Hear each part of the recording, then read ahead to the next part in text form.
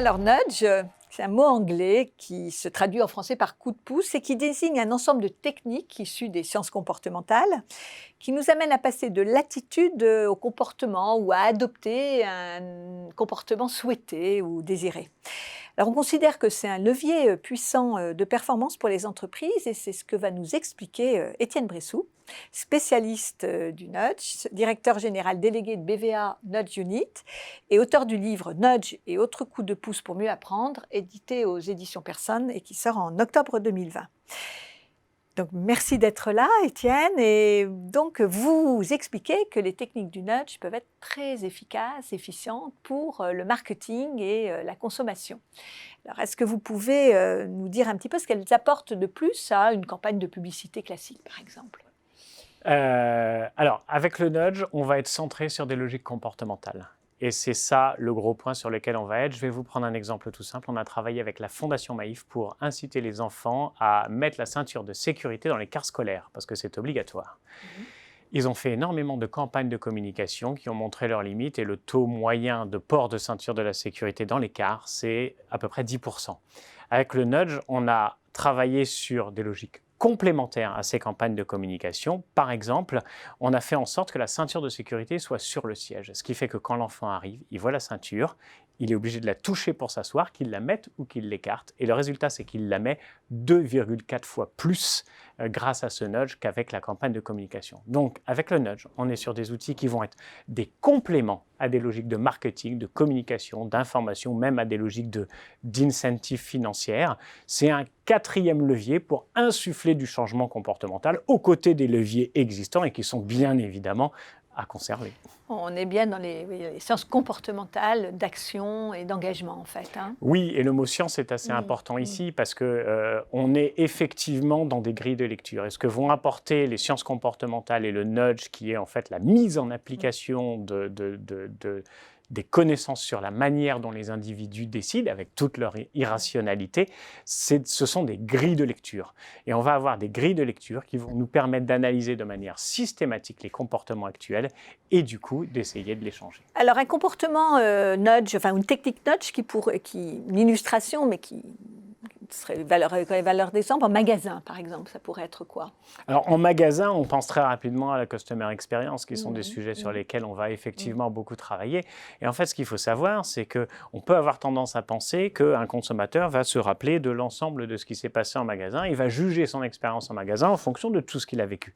La réalité, c'est pas celle-là. La réalité, c'est qu'il va juger son expérience en magasin en fonction du pic émotionnel qu'il a pu avoir et en fonction de la fin de ce qui va se passer. C'est ce qu'on appelle le peak and rules. Et effectivement, quand on sait ça, plutôt que de se dire on va essayer de travailler l'ensemble de la chaîne, on va d'abord se concentrer sur créer une émotion et créer une fin. Et je vais vous donner un exemple tout simple. Quand vous terminez une vente et que effectivement en magasin la personne est venue acheter, vous lui remettez son sac avec son produit. Si à ce moment-là vous lui glissez une petite carte avec l'historique du produit qui va lui apprendre un certain nombre de choses et vous lui dites « Ah tiens, au fait, je vous glisse ça pour vous », tout d'un coup, vous changez l'expérience de fin avec un petit cadeau qui ne coûte pas grand-chose et qui va complètement changer la manière dont l'individu va mémoriser son expérience. Alors, cette expérience, on la comprend bien, je dirais, in situ, mais elle est possiblement transposable, ces techniques nudge en ligne, online. Alors oui, effectivement, en ligne, on peut faire des tas de choses, comme effectivement inciter les gens à aller en ligne, déjà, par rapport à des formulaires papier ou autres qu'ils auraient à remplir pour l'État français, mais aussi, une fois qu'ils sont en ligne, les inciter à aller vers un certain nombre de comportements, à bien suivre le chemin ou autre. On a travaillé, nous, récemment, pour E4She, qui est le mouvement pour l'égalité des genres de l'ONU. On a travaillé sur leur site internet pour les aider à améliorer le taux de conversion. C'est simple, les gens arrivent sur la page d'accueil. L'objectif, il est très clair, c'est qu'ils s'engagent pour l'égalité des genres. Et il suffit pour ça de cliquer sur un bouton, de laisser son nom et ça prend 10 secondes. Voilà. Et en fait, ils avaient un taux de conversion qui était de 2%. Pourquoi ? Parce que le site internet avait perdu de vue l'objectif comportemental et était plus sur de l'image et de l'attitude. Donc on a remis l'objectif comportemental au centre.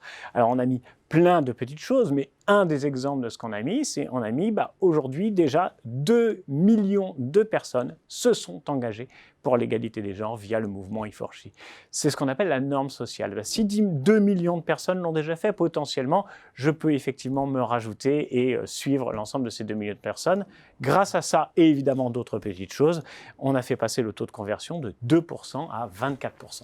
Donc s'il faut retenir, c'est des techniques, en fait, peu onéreuses, mais qui travaillent comme globalement, des solutions globales pour aller vers des solutions, des comportements attendus, et pour sortir de la logique d'attitude. J'ai envie, mais oui, on est sur des logiques simples et peu coûteuses, où effectivement on va essayer de voir toutes les barrières et tous les leviers qu'on peut avoir par rapport au processus de décision, et notamment les barrières et les leviers qui sont fondés sur ce qu'on appelle les biais cognitifs et l'irrationalité de l'être humain, et c'est ça notre grille de lecture.